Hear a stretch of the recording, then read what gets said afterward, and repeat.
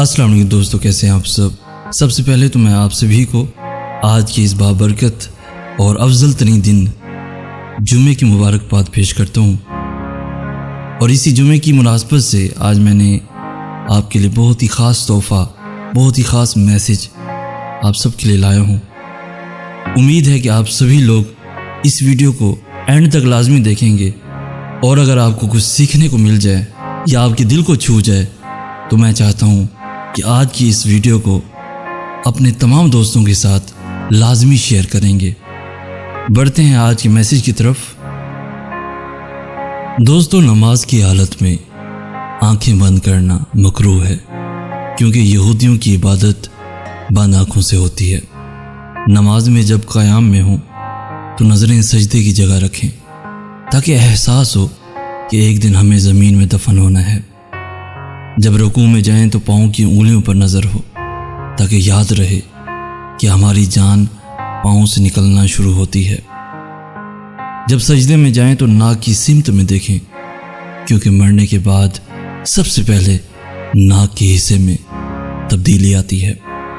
اور جب قاعدے میں بیٹھیں تو نظریں دامن یعنی جھولی کی جگہ ہونی چاہیے، تاکہ یہ بھی احساس ہو جائے کہ ہمارا دامن اب بھی خالی ہے۔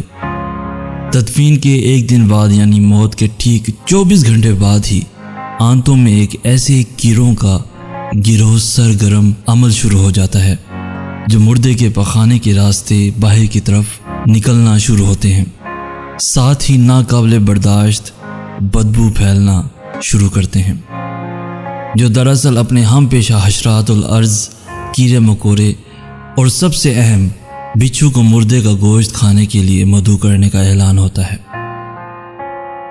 تدفین کے 3 دن بعد سب سے پہلے ناک کی حالت تبدیل ہو جاتی ہے۔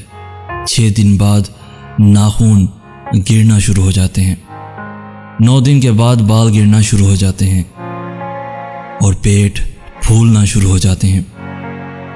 17 دن بعد پیٹ پھٹ جاتے ہیں اور دیگر اجزاء باہر نکل آتے ہیں۔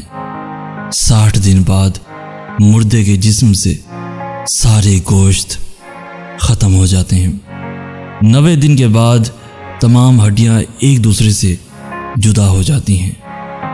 1 سال بعد ہڈیاں بوسیدہ ہو جاتی ہیں، اور 2 سال بعد ہڈیوں کا وجود بھی ختم ہو جاتا ہے۔ اب ہم نے یہاں پہ بات یہ سمجھنی ہے کہ غرور، تکبر، نفرت، دولت کی ہوس، دشمنی، رنجشیں، کینہ کپٹ، حسد، جلن، شہرت، عزت، نام و نمود، عہدہ، یہ سب کہاں جاتا ہے پتہ نہیں، شاید دنیا ہی میں رہ جاتا ہے۔ آج کی ویڈیو بہت چھوٹی سی ہے، لیکن اگر دیکھا جائے تو اس ویڈیو کا میسج کتنا بڑا ہے۔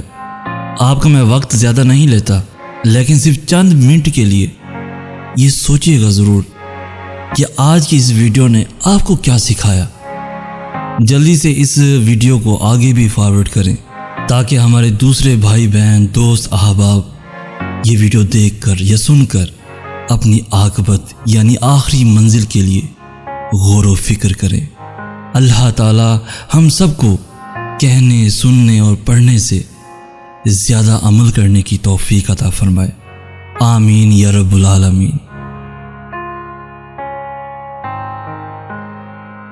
آج کی اگر ویڈیو آپ کو پسند آئی ہے تو اس ویڈیو کو لائک کرنا مت بھولیے گا۔ اس ویڈیو کو شیئر کرتے ہوئے ہمیں بھی اپنی دعاؤں میں یاد رکھیے گا۔ ہمیں کہتے ہیں سید احسن آس۔